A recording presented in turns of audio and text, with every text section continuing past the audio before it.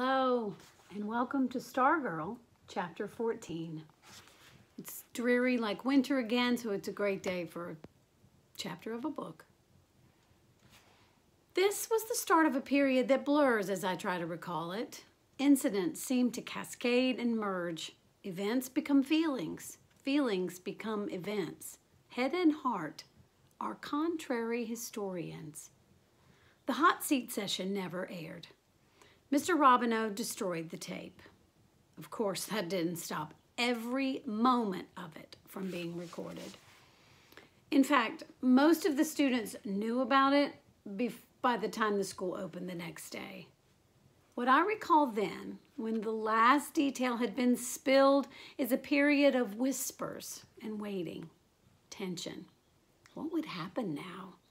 Would the jury's open hostility spill over into the classrooms? How would Stargirl react? Answers were expected on the following day, Valentine's Day.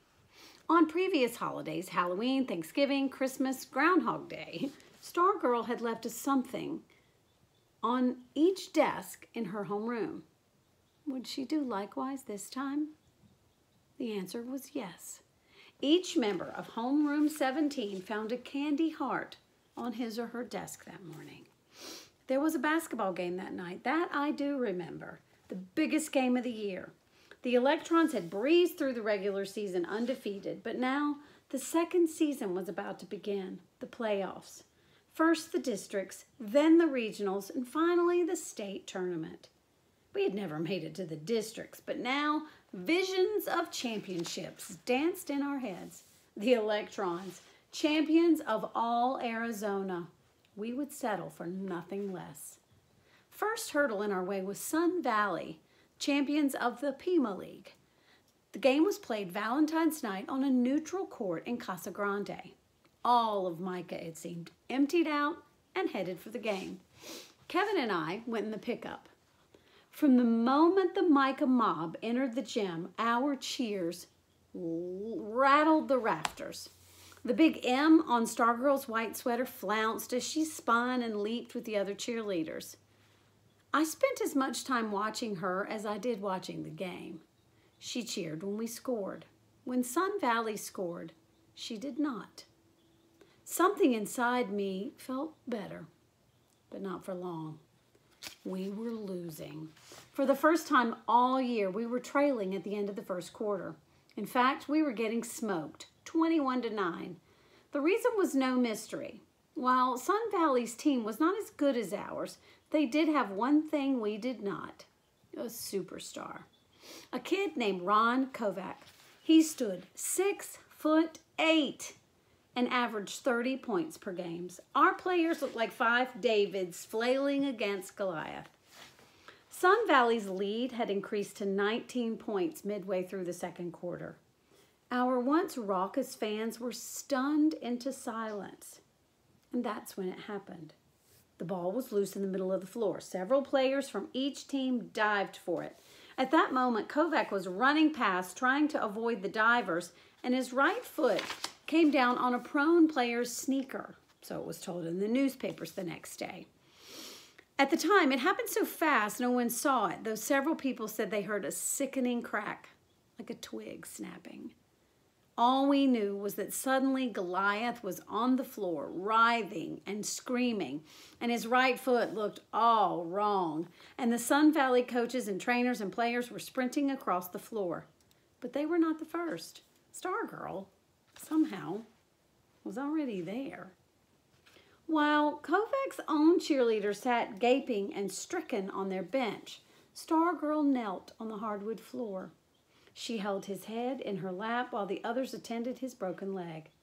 Her hands moved over his face and forehead. She seemed to be saying things to him. When they carried him away on a stretcher, she followed. Everyone, both sides, stood and applauded.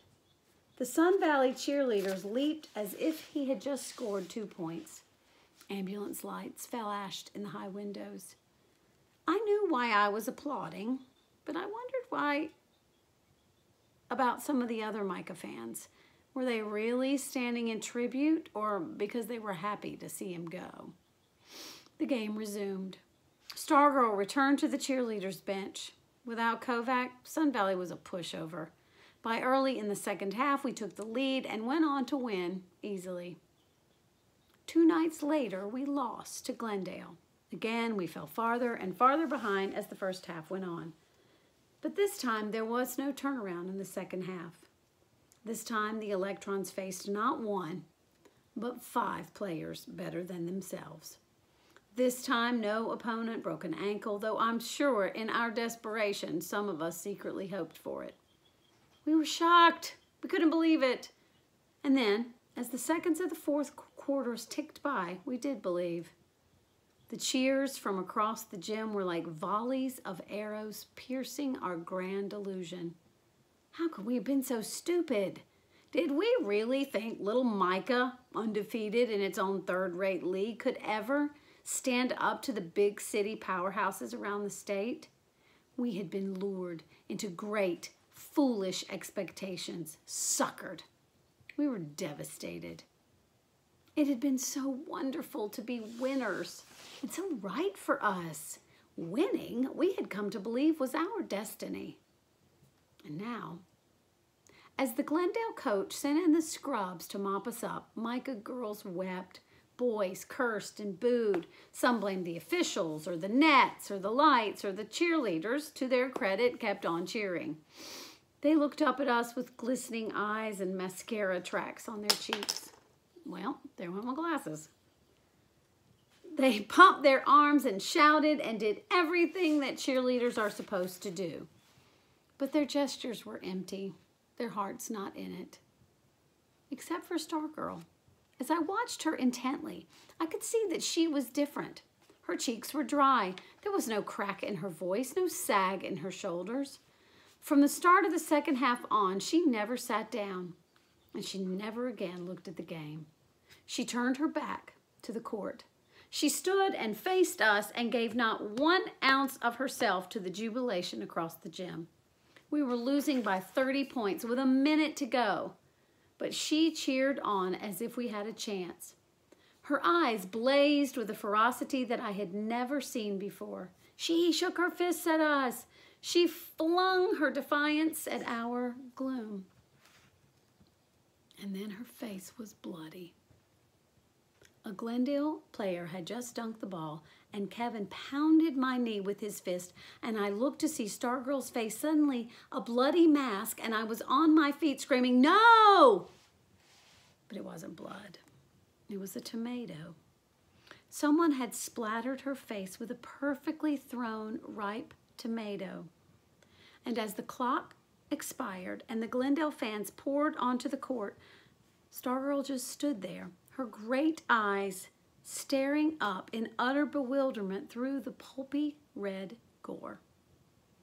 Spouts of bitter laughter erupted among us, even some applause. The next morning, at home, I found the card. It was in a school notebook that apparently I had not opened for several days. It was a Valentine. One of those little cut-out third-grade sorts, showing a blushing little boy and girl with Mary Jane's shoes and a big heart between them, and the words, "I love you." And as third graders and high schoolers often do, the sender had signed it in code.